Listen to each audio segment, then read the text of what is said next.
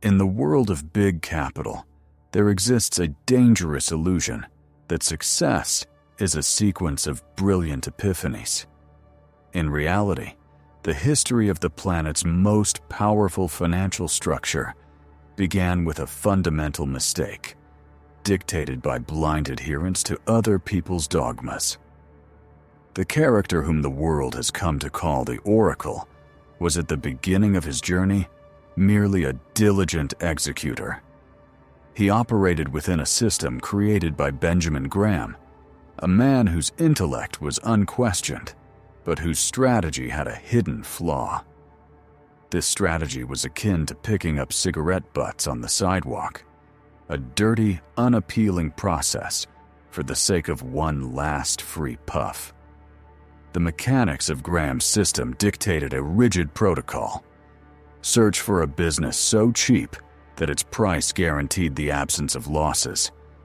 It was the logic of survival, not expansion. The character bought up the wreckage of the industrial era, enterprises that were in a state of terminal decay, situations burdened with debt and technological backwardness.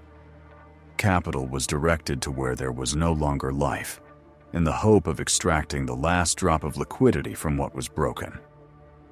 In 1959, a new element entered this system, possessing a different type of vision. A collision of two polar approaches occurred. One saw numbers in a vacuum, the other, the architecture of the future. The observer quickly identified a critical vulnerability. Buying mediocrity at a great price leads to a dead end.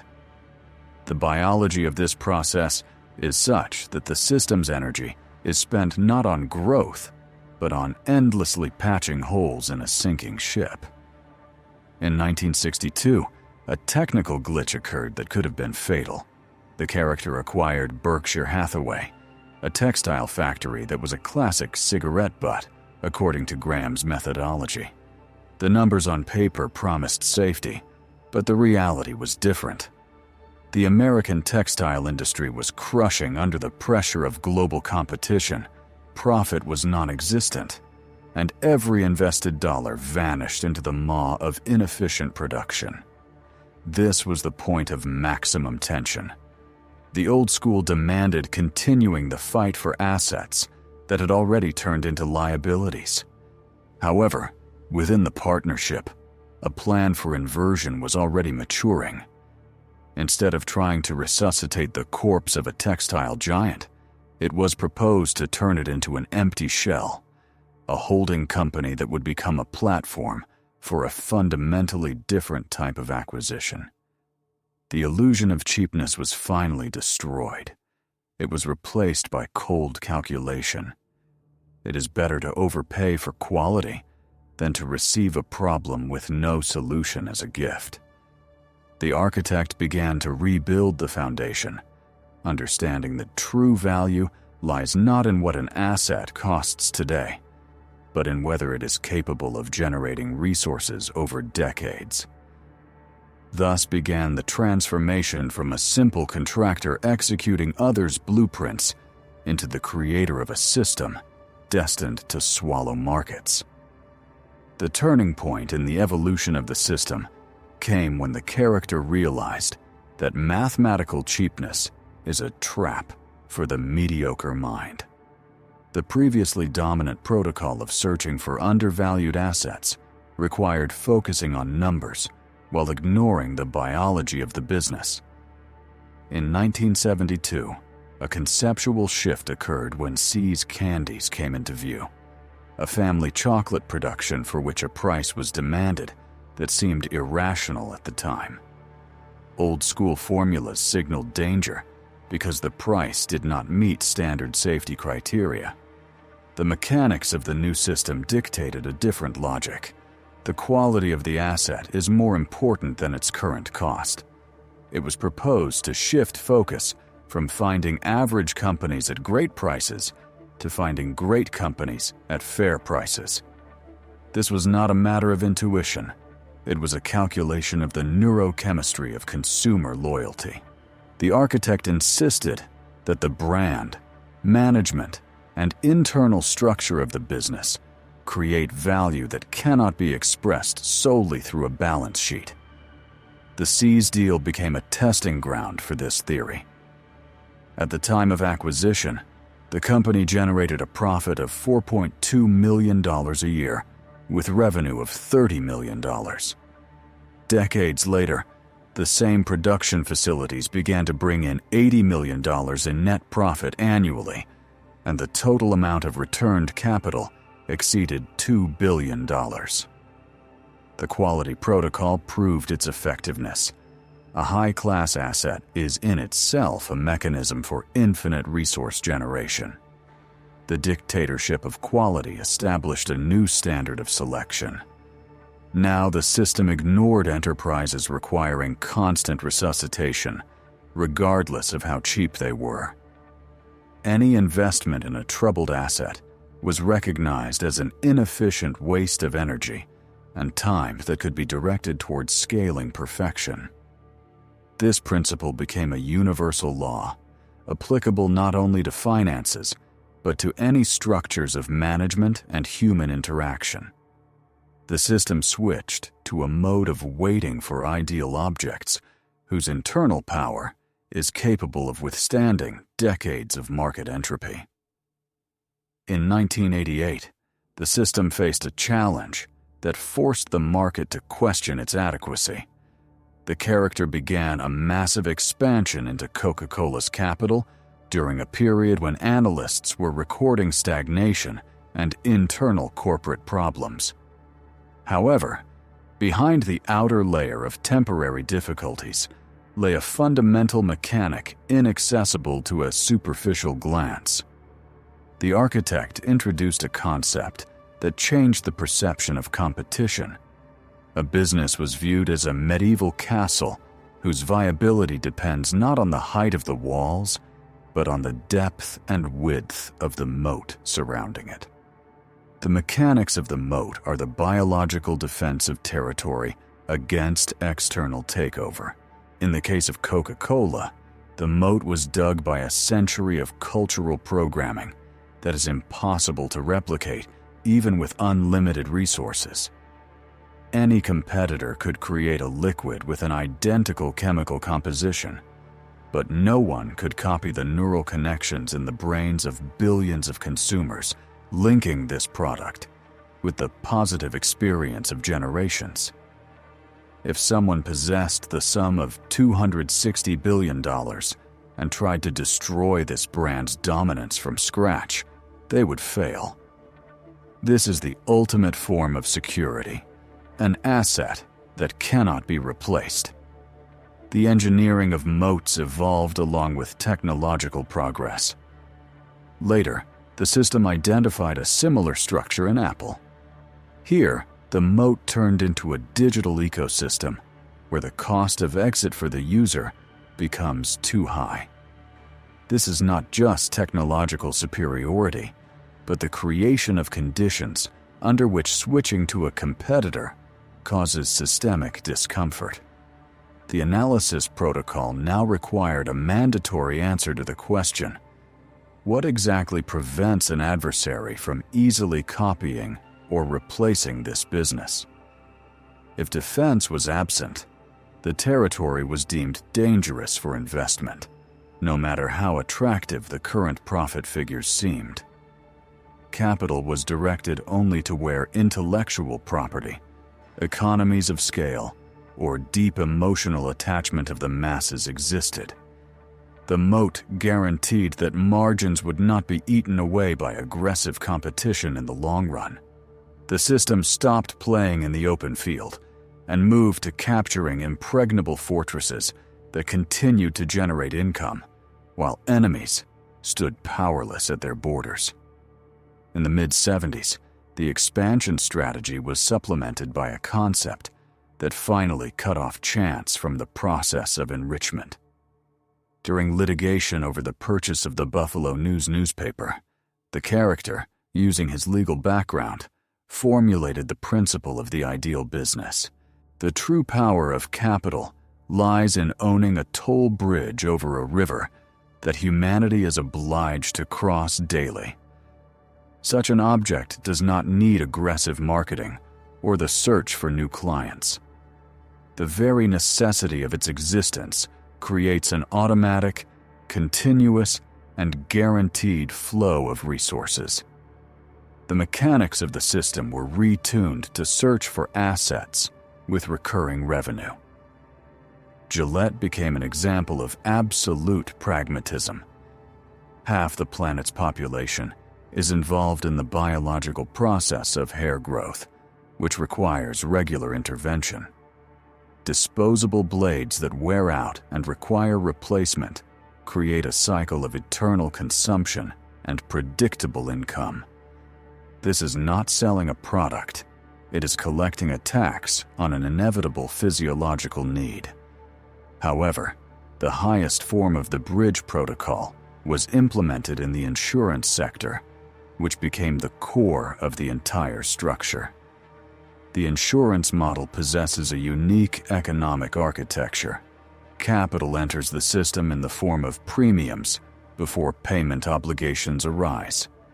The system finds itself in possession of float, huge masses of cash received in advance, which can be invested without obvious costs for servicing this capital. The architect developed a systemic method of using this excess resource to acquire other bridges. A closed loop emerged. The insurance flow was directed to purchase assets with recurring revenue, which in turn generated new flow for subsequent captures. The protocol eliminated dependence on one-off lucky deals. Priority was given to subscription models, goods of constant demand, and critical services. The system turned into a global toll collection point, where time worked to strengthen predictability, and predictability allowed for planning decades ahead. The true strength of the system manifested not in the ability to generate resources, but in the discipline of distributing them. Most structures make a fundamental mistake by distributing surplus profits for consumption or dividend payments, thereby bleeding future growth dry. The architect implemented a protocol of systematic reinvestment based on the mathematics of exponential growth, where every earned dollar turns into a soldier for capturing new territories. Inside the structure, a regime of strict austerity was established. Dividends for personal use were not paid for decades, and all capital was retained inside to buy new productive assets. The mechanics of this process are clearly visible in the example of the chocolate company acquired in 1972. It possessed an ideal economic characteristic. The business generated significantly more cash than was required for its own functioning and infrastructure maintenance.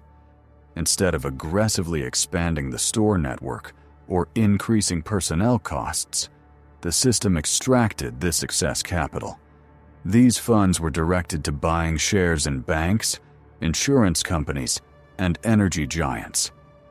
A chain reaction effect arose. New acquisitions began to generate their own cash flows, which were immediately reinvested into subsequent layers of assets. This created a structure of layered growth, where one successful step provided fuel for 10 subsequent ones. The mathematics of cannibalism allowed turning the initial investment of $25 million into a return exceeding $2 billion. The secret lay not in one-time success, but in the system's metabolic ability to endlessly digest its own profit to increase mass. Such an approach requires destroying the natural human craving to increase the level of comfort as income grows. The system ignored momentary needs for the sake of reaching singularity, where growth rates begin to outpace any external influences. The difference between static wealth and exponential capital lies exclusively in patience and the refusal to consume resources prematurely. Systemic efficiency is often confused with continuous activity. However, The architecture of superiority is built on the capacity for absolute inaction. Pacifism in investments is not passive waiting, but the aggressive discipline of rejecting surrogate opportunities. The predator's austerity protocol prescribes ignoring thousands of market signals for the sake of one precise strike. The mechanics of the process are compared to a game of baseball, where the rules lack a penalty for past pitches. The character has the right to skip an infinite number of pitches until he sees the ideal trajectory for an attack. Most market participants operate under the pressure of a biological need to do something, trying to justify their existence through excessive activity. The system, conversely, functions in a mode of cold energy conservation, remaining motionless for decades if the criteria of quality, price, and moment do not align. This psychological stability underwent extreme testing during the 2008 financial crisis. While the world was in a state of paralysis and panic selling, the system activated the accumulated liquidity mode. The crisis was viewed not as a catastrophe, but as an inevitable price distortion creating conditions for acquiring elite assets at a significant discount. The predator acted decisively precisely when other system participants were demoralized. This is the essence of active patience, accumulating resources in silence for the moment when one action is capable of ensuring returns for the next 50 years. The austerity protocol extends to all aspects of management, refusal to expand just to match competitors, and ignoring the psychological discomfort of inaction. Patience is recognized as the scarcest and most valuable resource in the world of capital because it is psychologically difficult for most human specimens. The system, however, is devoid of human weaknesses. It is oriented only toward the ultimate efficiency of mathematical expectation. The final stage of the system's evolution is characterized by a complete rejection of complexity. There exists a persistent cognitive trap. The human mind tends to associate convoluted models and sophisticated algorithms with high intelligence. However, the architecture of superiority is built on the opposite assumption. The highest form of sophistication is primitivism, taken to the absolute. The system operates with fundamental logic, accessible for understanding regardless of market noise. The presence of a strong brand that people value, a predictable cash flow, and honest management. The decision-making mechanics were cleansed of 50-page mathematical models and esoteric statistical analyses. If the essence of a business cannot be explained in simple words, it is deemed incomprehensible and, therefore, dangerous. Complexity is often merely a camouflage for the lack of genuine understanding. Within the structure, there are no secret algorithms. All advantage is derived from clarity of thought on basic questions. This elegant simplicity allowed Berkshire Hathaway to transform from a dying textile factory into a conglomerate worth hundreds of billions of dollars. The character and the architect created a symbiosis where the fundamental abilities of one were amplified by the expanded perspective of the other, focused on quality and human behavior. The system proved that building an empire does not require exceptional luck or insider information. Only discipline, a long-term perspective, and the rejection of unnecessary complications are needed. The simplicity protocol is the final filter. It requires asking direct questions. Do we understand how the company earns money? Does it have obvious advantages? If the answer is not obvious, the system remains in a state of rest. The entire path from Graham's cigarette butts to global dominance was a process of consistently simplifying the blueprints. Now the empire stands on a foundation of principles, open to anyone possessing enough will to apply them decade after decade.